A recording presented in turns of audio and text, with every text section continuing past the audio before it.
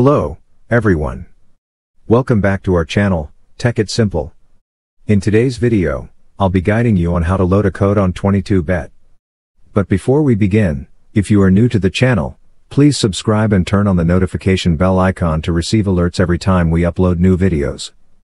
Now, let's dive in. First of all, open your web browser. On the search bar, type in 22bets. Me. Once you press enter, you'll be directed to this website. On this website, log into your account. If you don't have an account, you can register by clicking on the registration button.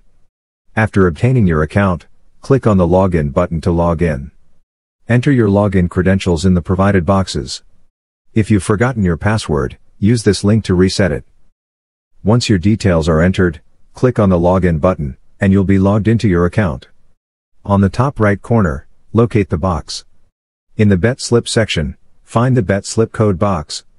Click on it and enter the code you have. After entering the code, click on the load button.